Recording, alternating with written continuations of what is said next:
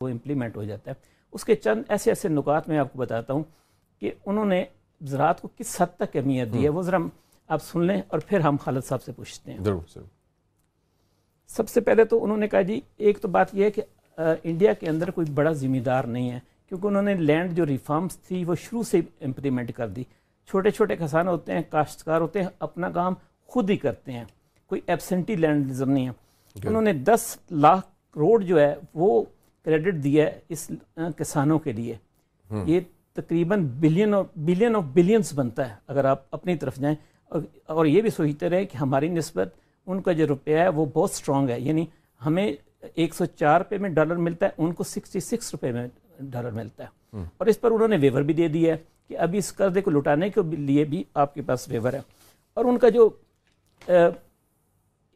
ان کی ٹارگٹ ہے وہ یہ کہتے ہیں کہ ہم نے تقریباً 3 لاکھ جو ہے نا وہ 3 لاکھ کروڑ ہر دیہاتوں میں ہم نے کرنا ہے، اور اس کے علاوہ 1 کروڑ دیہات کے جو گھر ہیں ان کو جو غربت پاورٹی لائن ہے اس سے ہم نے اس سال ان کو نکالنا اوپر لے کر۔ تو اسی طریقے سے انہوں نے اپنی مارکیٹ سے، ہمارا مارکیٹ جو سسٹم ہے نا وہ بہت پیچیدہ ہے، یعنی وہ جو کسان جو اتنا کماتا ہے وہ سارے کا سارا آڑتیہ کھا جاتا ہے، اور آڑتیہ اس لیے کھایا جاتا ہے کہ وہ کسان کو پیسے دیتا ہے بیچ کے لیے، سب کچھ دینے کے لیے۔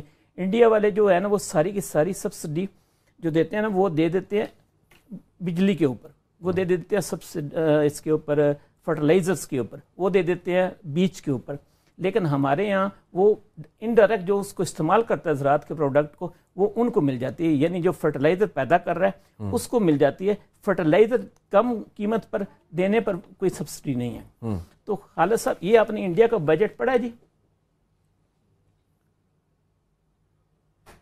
خالد صاحب جی یہ میں ابھی تھوڑا سی انڈیا کے جو بجٹ ہے اس کے کچھ نکات پیش کر رہا تھا کہ انہوں نے یعنی بلینز آف بلینز ہے وہ زراعت دیہاتوں کے لیے رکھا ہے تاکہ میں تو سادہ الفاظ میں یہ عرض کروں گا کہ پاکستانی روپیز میں اس وقت یوریا وہاں پہ 400 روپے کی ہے، ہمیں 1400 روپے کی مل رہی ہے۔ جی ڈیزل وہاں پہ ہم سے آدھے ریٹ پہ مل رہا ہے، بجلی وہاں پہ مفت ہے، ہم اس کا بل ادا نہیں کر سکتے۔ ریسرچ وہاں پہ بہترین ریسرچ ہے، ہم وہاں سے سارا سیڈ ویجیٹیبل کا تمام چیز انڈیا سے آ رہا ہے۔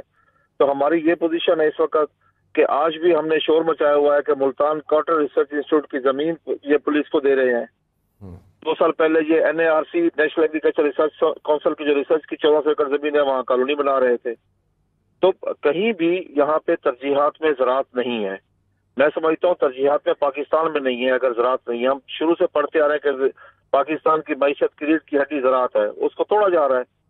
آج اس وقت کاشتکار کا جو حالات ہے میں ان کے جذبات کا لفظوں میں احاطہ کر کے آپ کو نہیں بتا سکتا کہ اتنے برے حالات ہیں کاشتکار کے کہ اب کاٹن ہماری کہاں سے کہاں پہنچ گئی ہے۔